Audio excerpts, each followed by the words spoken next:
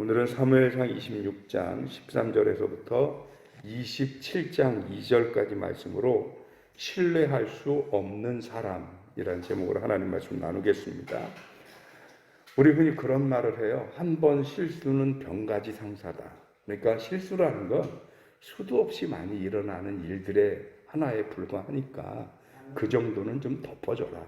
그 정도는 좀 용서해라, 이해해라. 뭐 그런 얘기죠. 그런데 그 실수가 반복되면 이건 더 이상 실수라고 보기 어렵고 용서하기도 어렵고 또 신뢰할 수도 없습니다. 그런데 오늘 성경에 나오는 사울이 그렇습니다. 이 사울의 행위는 단순히 실수라고 보기가 어렵습니다. 맨 처음 다윗이 이제 엔게디 사막 요새에 있을 때 한번 사울이 다윗을 잡으러 왔었잖아요. 그런데 거기서 사울이 굴에서 볼일을 보다가 다윗에게 옷자락이 잘립니다. 다윗이 사울을 죽일 수 있는 아주 좋은 기회였는데 그런데 사울을 죽이지 않고, 왜냐하면 하나님이 기름 부어 세운 왕이기 때문에 함부로 죽일 수가 없어서 그래서 죽이지 않고 옷자락만 잘라가지요. 그리고 그 옷자락으로 사울에게 경고합니다. 제발 좀 나를 좀 내버려 두라고. 나는 당신을 해칠 마음이 전혀 없고 나는 기회는 있었지만 당신이 하나님의 기름 부음 받고 세워진 왕이기 때문에 절대로 내 손으로 당신을 해하지 않습니다.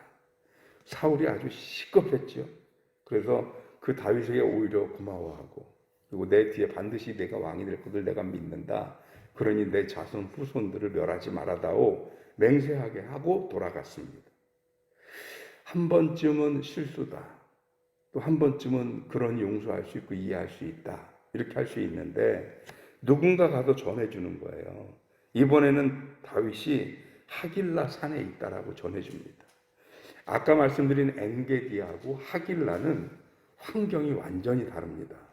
엔게디는 석회암지대라서 자연적인 동굴이 많아요. 그러니까 어디에 가서 숨으면 찾기가 쉽지 않아요. 그런데 하길라는 숲입니다. 숲인데 굴 같은 게 많지는 않으니까 그러니까 상대적으로 수색하기가 쉬운 지역이에요. 그런데다가 우리나라의 숲 아니면 밀림의 정글 이렇게 생각하면 안 돼요. 사막 지역에 숲이 있으면 뭘 얼마나 우거지겠어요.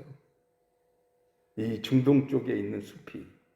그리고 설령 좀 우거졌다 하더라도 우리 중국의 무슨 그 삼국지나 초한지 보면 중국 사람들이 즐겨 쓰는 그 공격 중에 하나가 뭐냐면 화공이라고 불로 공격하는 게 있어요. 숲이나 덤불에 숨었을 때 그 숲에 불을 놔버리면 더 이상 숨을 수가 없거든요. 사울의 하는 짓을 보면 이런 일을 하고도 남을 사람이에요. 그러니까 굴에 있는 것보다는 숲에 있는 게 찾기가 쉬워서 뭔가 환경이 달라졌다 생각하는 거죠. 오늘 우리가 13절부터 읽었습니다만 26장 1절부터 12절까지 보면 사울이 이번에는 단단히 마음 먹습니다. 3,000명이나 되는 군대를 이끌고 다윗을 잡겠다고 간 거예요. 그런데 이번에도 이 사울이 잠을 자는데 둥글게 진영을 짜고 그 가운데서 사울이 누워 자니까 몰래 다윗과 신하들이 쳐들어가서 이번에는 창과 물병을 사울의 것을 가지고 나옵니다. 그래서 다시 한번 사울에게 경고합니다. 사울에게 직접적으로 하지 않고 사울의 경호대장인 아브넬을 향해서 책망하는 겁니다. 그런데 아브넬에게 책망을 하고 있어요. 왜 네 왕을 못 지켰냐? 죽을 뻔하지 않았냐? 라고 책망하지만 사실 이 말은 누구를 향한 거예요? 사울을 향한 거죠. 왜 또 쫓아와서 죽을 뻔하느냐? 뭐 이렇게 경고를 하는 거죠. 사울이 또 한 번 시겁합니다. 그러면서 뭐라고 그러냐면 내 아들아 그래 놓고 내려와서 나랑 같이 가자고 그래. 내가 잘못했으니 내려와서 나랑 같이 가자. 처음에 말씀드린 것처럼 어쩌다 한 번 그러면 실수니 병가지 상사라 하고 넘어갈 수 있습니다. 그런데 그 실수가 반복되면 이건 더 이상 실수가 아니죠. 이건 다분히 모략이고 계획적인 것이며 신뢰할 수 없는 겁니다. 그러니까 다윗이 더 이상 사울을 신뢰할 수 없어서 도저히 사울과의 관계, 사이 이거를 유지할 수가 없어요. 사울을 따라가지 않습니다. 뿐만 아니라 26장 끝에 보면 앞에서 우리가 한번 이미 본 적이 있는 것처럼 다윗은 자기 갈 길로 가고 사울도 자기 있는 곳으로 갑니다. 그런데 그것으로 끝나지 않아요. 앞에서는 서로 다른 길로 가는 것에 끝났지만 이번에는 27장 1, 2절에 보면 다윗이 뭐라고 얘기하냐면 만약에 내가 이스라엘 땅에 있으면 온 이스라엘을 다 뒤져서라도 나를 잡으려고 들 것이다. 그래서 어떻게 딴 데로 도망가잖아요. 블레셋 땅으로 피해서 그래서 가드 사람 마옥의 아들 아기스에게로 건너갔다고 그래요. 왜? 그래야 이스라엘 여기저기를 다 뒤져도 내가 없는 것을 알면 그때쯤 아마 나 잡는 걸 포기하지 않겠냐. 그러니 내가 이스라엘 땅에는 발붙일 수가 없고 왜? 더 이상 사울을 신뢰할 수가 없어서 사울의 말을 믿을 수가 없어요. 12번도 더 바뀌는 그 마음을 어떻게 알아요? 그래서 결국은 가드 땅으로 피난을 갔다라고 하는 얘기입니다. 이렇게 실수인 듯 반복하고 자꾸 마음이 변하고 이러니까 사울은 도무지 신뢰할 수 없는 사람이 되어버렸다 하는 것입니다. 그런데 성도는 신뢰할 수 없는 사람이 되어서는 안 되는 거죠. 오히려 거꾸로 성도는 신뢰할 수 있는 사람이 돼야죠. 살다 보면 사람이기 때문에 실수합니다. 그리고 그것은 병가지 상사입니다. 수도 없이 일어날 수 있는 일들 중에 하나입니다. 그러니 그것들은 서로 덮어줄 수 있고 용납할 수 있습니다.